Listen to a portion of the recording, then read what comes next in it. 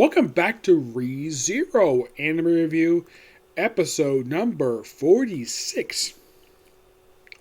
Still no light novel now. Still also no news on season 3. Despite the fact there is still plenty of source material to get that from. As of currently about 13 books. Actually more, 13 books. Here we're reviewing the 18th book released for ReZero. Which actually was released, I think it was a month ago this was released. Yeah, it was not that long ago, it seemed like. Yeah, which is interesting, the fact that it's like that. Yeah. Now, as far as I can tell to date, okay, they apparently have released one more book that I did not know about. Yeah. That book just came out last month. Actually came out just this week. Yes. This book came out just a little over a month ago. Yep. It's only about 248 pages because there's actually technically 250 pages to read, but the last few pages are the afterword for the book. Now, we have two different perspectives for this story. Mostly, though there is a third perspective that comes at the conclusion of this book. The two perspectives are Emilia. We have her perspective, what's going on with her, and her stuff with Regulus, the Archbishop of Greed, and her being his, new blushing bride. He plans to marry her, despite the fact that he's not in love with her, because he's Greed, so what the heck do you expect? And Subaru figuring out what to do and trying to figure out a way to save Emilia. That's mainly the plot of this book. In the case of Emilia, let's talk about her first. She wakes up after being kidnapped in the last book of the series by Regulus. She wakes up in bed. By the way, she is stripped completely naked of her clothes that she was wearing. An outfit she's wearing since her debut back in book 1. And she's here interacting with number 184. Who was 184, you might ask? The 184th wife of Regulus. He is rumored to have 290 wives, most of whom are in fact deceased. A small number of them live in the city. The Water City, of course. And throughout this book, basically, Regulus himself is having Emilia prepare for their upcoming wedding, which gets crashed at the end of the book. Don't worry, I'll get to more of that. And he basically says, we changed the vows. Rule number 1, do not smile, because it ruins your face. It's stupid. Really stupid. And throughout this whole book, I'm reading this the past few days. Now, my thing is, Emilia is basically not thinking of the fact, hey, I've seen you before in my memories with the Witch of Greed. And by the way, in the show it's shown that she was very interested in Regulus. Yeah, very interested in him. Oh yeah, definitely. They also bring in the book a witch who was never mentioned before, who was killed even further back than the original witches. Apparently, it was some unknown witch. And no, it's not the strange one popped up in the last series. It was a different one.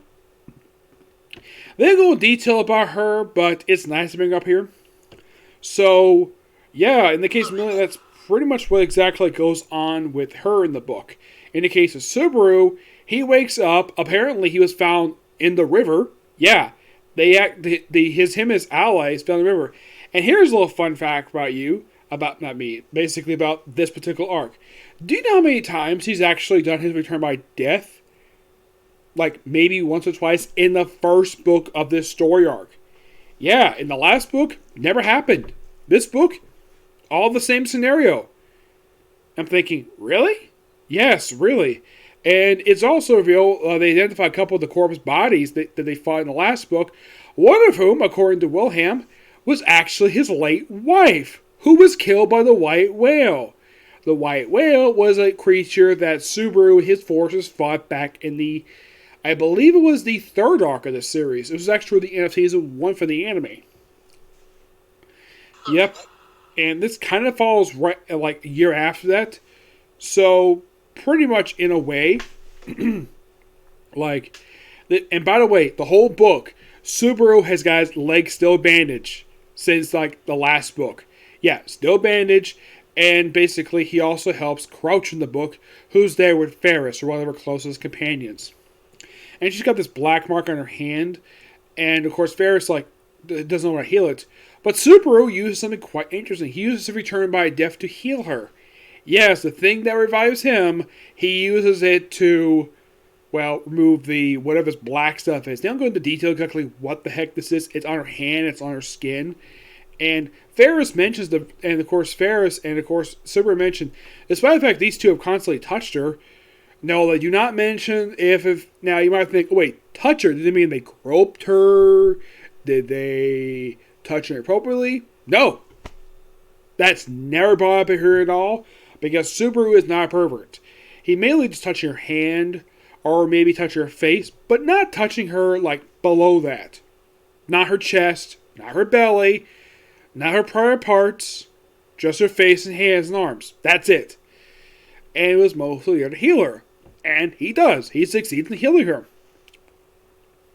Wilhelm basically, prior to this, details exactly about the couple of corpse soldiers they found. And he also tells Subaru, don't tell Reinhard, his only grandson, that one of two corpses identified is his late grandmother.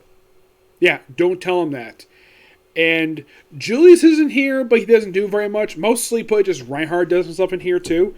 Now, Otto has been absent throughout most of the story. Also, if you're thinking, okay, does Beatrice appear in this book? Yes, very briefly. Makes a small appearance in the book. Does Ram appear in the book? Surprisingly, no. She does not make an appearance in the book at all. You want to know who also does not make a physical appearance in the book? Why? The Marquis, of course, the clown. Yeah, he does not appear in the book. He appears briefly at the start of the 16th book of the series, and here he's absent. Now you might be thinking, okay, why is he not here? Don't know. And mostly put in the way, like I said, he's mostly trying to figure out his plan, think like what happens next, deal with the aftermath for the last two books, and deals with what happens next. Now, of course, Crouch can't fight in the actual next battle. He, of course, inspires the city, which, by the way, they actually do mention that they took back City Hall in the last book, and that's the only thing they would take back from the witch cult, who occupied the entire city. Yes, the witches' cult occupies this water city, and this is the big epic threat they have to face here. Now, Felt is in the book, who is actually Reinhard's, one of the candidates for the throne. Felt does a little bit in the book. She doesn't really do much anything at all. She's here, has a very small part in the book, but doesn't really play a really big part at all.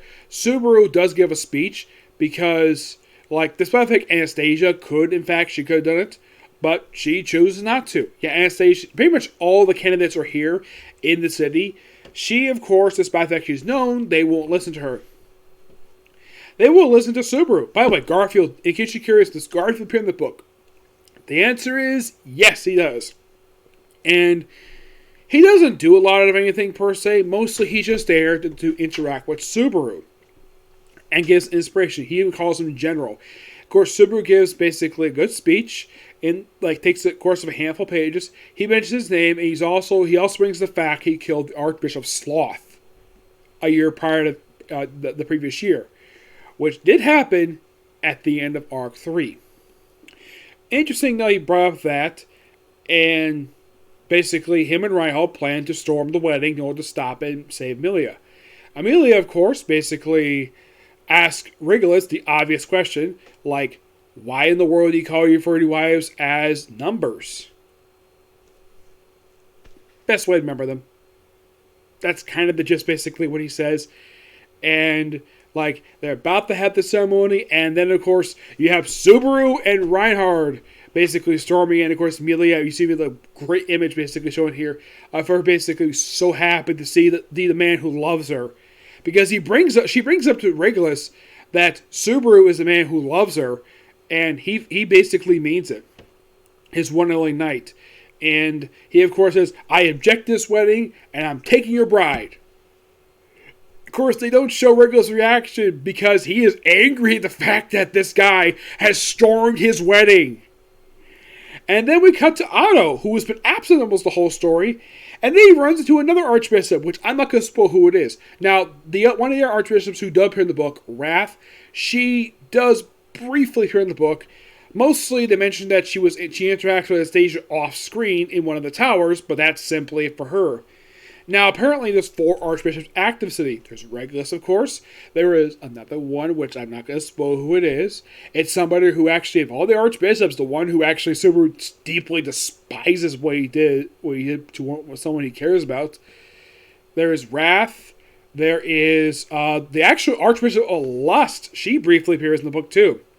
Doesn't really play a big part in here, but this book overall is just really, really good. Like, if you're fans of ReZero, I would definitely check this out. I give this book a 10 out of 10. It's really good. I thoroughly enjoy it. Yes. Though, I'm surprised, like, I keep saying to myself the whole time, Amelia, you know you have seen this guy before. The previous year, when you were going to the Witch's Tomb. Which, they kind of mention the Witch of Greed's tomb in here. But it's not really delved into very much at all. But I would figure, though, she has seen him before. And by the way, the Witch, I'm trying to remember her name. What was her name? She's one of the Witch of Greed. I'm trying to look her up on here because I honestly don't remember her name. I know she's Witch of Greed. Echidna. Yes, Echidna. She actually was very interested in the archbishops. Oh, yeah, she was. Because when Subaru first told about her in the start of the previous arc of the series, she had no idea they even existed. She's like, archbishops? Interesting. Like, she doesn't know anything about them at all. And basically, now, there's a point in book 15 they do cut out in the book. And of course, I think it was Anime News brought this up, that there was a scene that set up this very arc that for some reason the anime cut out. And that was a scene where Echidna, the actual one, because apparently the one scene members was actually not the real her, despite having her memories, where she basically took over the body of one of her clones and basically took all the souls of all dead witches that were killed by Stella. Stella herself is briefly mentioned in the book, does not make an appearance in here, but she is briefly mentioned. And she basically changes the name of this particular clone to Omega, and she kind of becomes basically a new archbishop of the witches' cult. Unknown why the anime cut that for. Maybe because basically, maybe they think that we may not get a season 2, season 3. I don't know. It's kind of odd, the fact they didn't adapt that particular scene. It's one of a few things adapted for book 15, but 15 was pretty accurately adapted. Now, based on basically what I'm seeing from this book, like, if there's season 3, could I see the first half of season 3, if the 2 occurs, could I see them ending at this book? The answer is yes. I could see that. It could probably be even halfway through the book, where they could end it there until the second half, maybe at the start of the very next cour. Excuse me. By the way, this arc is only 5 books. And I did look it up. The very next book is set to come out in June.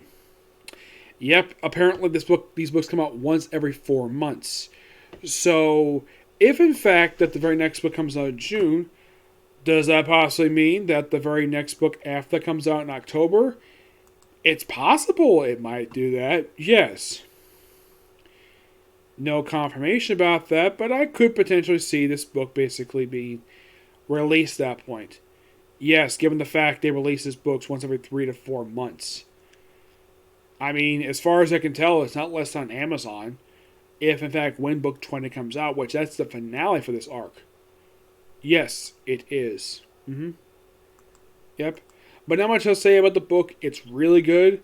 I did not spoil the ending. In case you're curious, though, you have to read the book in order to basically understand who Otto interacts with, who he runs into, and it's somebody that Subaru hates. You may know, if you're a ReZero fan, you know exactly who I'm talking about. But I'm not going to spoil here who have not watched, who have not, let's just say, not read the book yet. So you'll find out when it comes to that. Okay, so that's it for particular review. Next is going to be Comic Corner, and that's going to be it for tonight. I don't have time to do anime tonight, so I'll do it tomorrow with the Freya and K7 Thanatos. Okay, next video. Bye.